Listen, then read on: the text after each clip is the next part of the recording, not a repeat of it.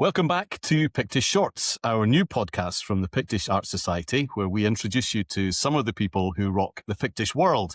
Our first two episodes have been watched around 1,000 times so far, so thanks a million for all the support and encouragement. Now, our guest for episode 3 is author and academic Victoria Whitworth. Now, you may be familiar with her 3 fictional novels set in early medieval England, her 2 memoirs, Swimming with Seals, which is my personal favourite, and Dust and Pomegranates, or her magnificent and delightfully controversial book of Kells, Unlocking the Enigma, available from all good bookshops and probably a few poor ones as well.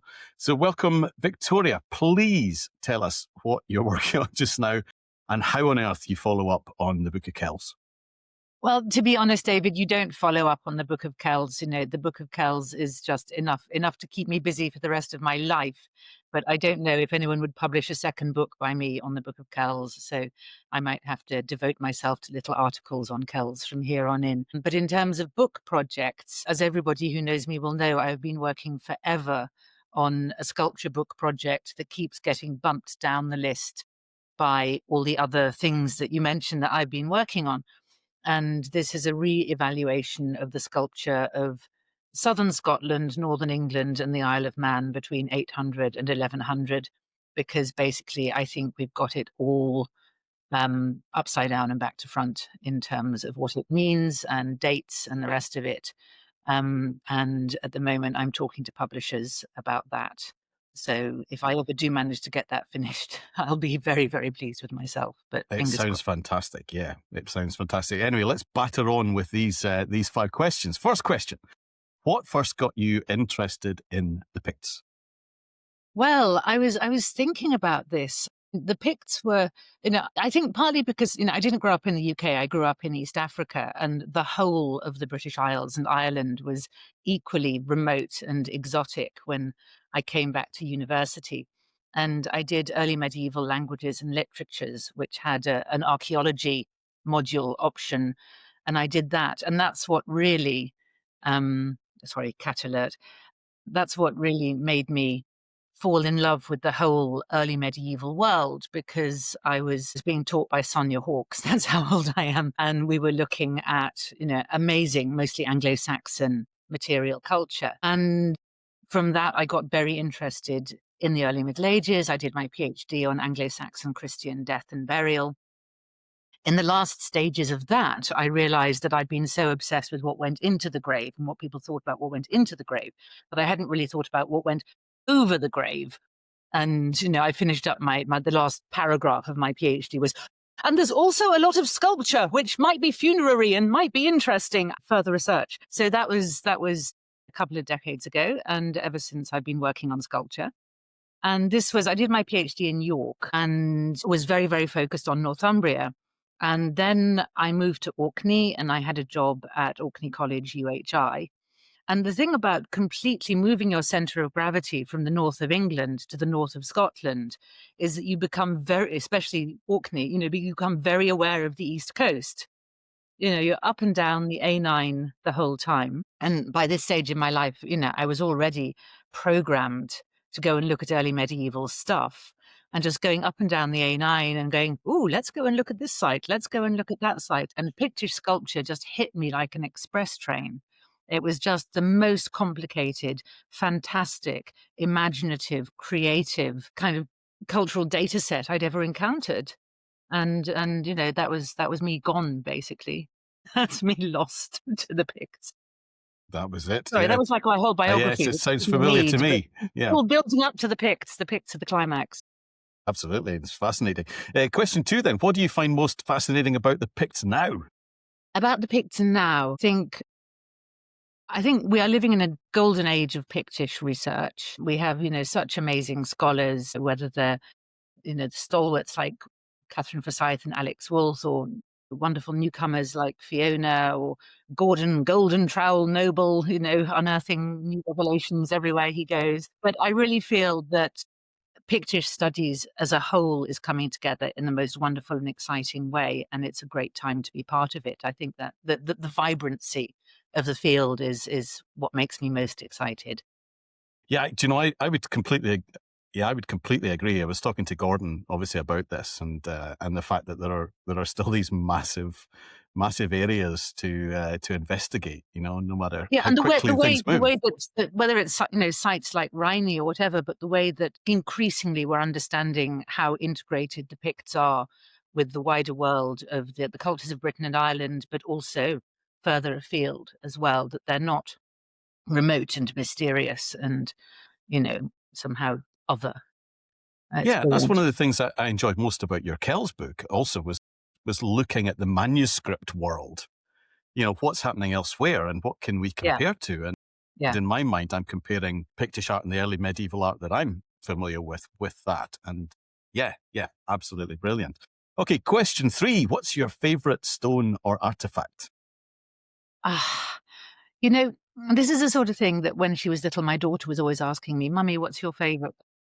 And I used to just say, I don't play favorites. I don't have favorites. It's not a competition. Blimey.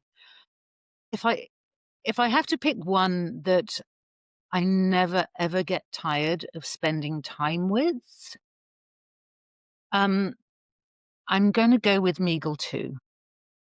The massive, incredibly impressive cross slab at Meagle that has, the top is arched and there's this tremendous kind of metalwork jewel effect cross.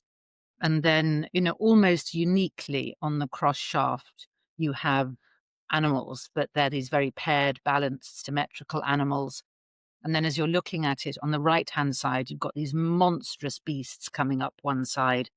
And then on the other side, you've got these two frantic human figures, and one is sort of kneeling on the kind of lip of the top of the cross shaft and reaching down to his friend who is bracing his way up, almost like, rock climbing, going up a chimney when you're rock climbing, from another beast who's coming up after him.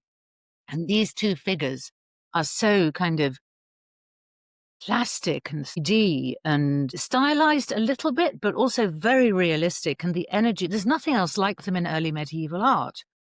Really, they are absolutely extraordinary. I mean, Meagle as a whole is extraordinary. As you know, I'm obsessed with the funerary sculpture from Meagle, which is the best in Europe at the time. And by Europe, I'm including Byzantine, Eastern Europe and Eastern Mediterranean. There's nothing like Meagle. But Meagle, too, is just, it's so adventurous, it's so new, it's so different. And that's just one face of it, but I won't go on and on and on. But yeah. Well, I share your fascination with Meagle, and I visit it whenever I can. It's nice to see your cat as well. What's the name of your cat? The cat is called Spot. He has a spot on his front. If I demonstrate, no, he doesn't want to show you. He's black with a white spot here. Well, he's very welcome. Okay, question 4. If someone could only visit one site or museum, which one and why? And it might be the same answer, right? Well, that's another really stinky question. I'm going to go left field Okay. and say Trinity College, Dublin. Wow. Okay. Because as you know, part of the argument in my Book of Kells book is that I don't think the Book of Kells was made on Iona. And I think in the current state of play, far and away the best candidate for the birthplace of the Book of Kells was Port Mahomet, the Pictish monastery up in Easter Ross, excavated and published by Martin Carver and his team. And I am, of course, not the first person to suggest that the Book of Kells looks very, very Pictish. Julian Brown did it 60 years ago. Isabel Henderson wrote an encyclopedic article making the case for a Pictish Kells 50 years ago. But until Martin had excavated Port Mahomet, we didn't have a plausible monastery candidate for its creators to live and work at. And so I'm really spoiling for a fight. I would really like somebody to come back and make a very strong case for Iona, but so far everyone's gone, yeah, I see what you mean. Yeah. So I think that the greatest surviving monument of Pictish culture and our only surviving Pictish manuscript is the Book of Kells, and it is now in the care of Trinity College, Dublin. So, jump across the Irish Sea and go and visit it there. Go and see a bit of it at a Go time. and see a little bit of it. Go and see one called Sponny Lumiere. Yeah, fantastic. And okay, on to our last question. Now, this was my question because this was a combined effort from some of the Pictish Art Society committee, but this was mine. Which lost stone or fragment would you most like to find? Oh, flipping heck. I think everyone's kind of rolling their eyes a bit about this one because, we don't know what we've lost. I'm going to go back to Meagle for this one. One of the fragments from Meagle, just a little fragment in very low, almost cartoony low relief, shows a man in a chair, and he is doing what we were all told not to do at school, which is tilting back on the back legs of his chair. And then behind him is a little figure kind of hunched up with his knee, sitting down with his knees tucked under his chin, looking a little bit nervous at the prospect of this guy in the chair falling back on top of him. It is an utterly, utterly mysterious carving. The only kind of iconographic interpretation that I've ever come across suggested that it might be the story of Dives and Lazarus when Dives is feasting and Lazarus is begging for the crumbs from the rich man's table from the Gospels. But there's nothing in that about tilting backwards on the back legs of your chair. And it's, it's a kind of comic moment. Yeah, yeah. It's very much a moment in time. It's not a static image. It's a very dynamic image. You feel it must be part of some bigger picture, some bigger story. But what? So I think what I would like is to find the rest of that stone and see if it shed any light on this wonderful, creative, slightly comic, slightly menacing. Is there going to be a pratfall? Is he going to crush the poor little chap sitting behind him? Is it a scene of a school? Is he the naughty kid in the back row? I mean, Well, of course, it's in the old schoolhouse, so it's it is in the old entirely in schoolhouse. the right place. That's true. That's true. That's true. Yeah. So, I mean, that's one of those stones that I go and I sit down for 5 minutes and I look at it every time I go to Meagle, and I come away absolutely no wiser. And I would like to be wiser. So there you go. Well, I have a similar experience with Meagle 4, and I'm sure you do too, because that whole middle section is Yes. just completely missing, and it's a wild stone. There's so Yeah. much going on there, wyverns Yeah. and all sorts of things that just cannot be deciphered in any way without that big missing section. And that's a big bit of stone to be missing. Hopefully it's a lintel or something in a house that gets demolished and we can find it. Yeah. Or, somewhere in the churchyard. Yeah, absolutely. Yeah, it's a good shout. Well, listen, that's been fantastic and really great to meet your cat as well. So thanks for joining us. He steals the show. He steals the show. Yes, and I hope we see you again in print and also in person at the Pictish Art Society again before too long. Absolutely. So thanks very much for joining us today.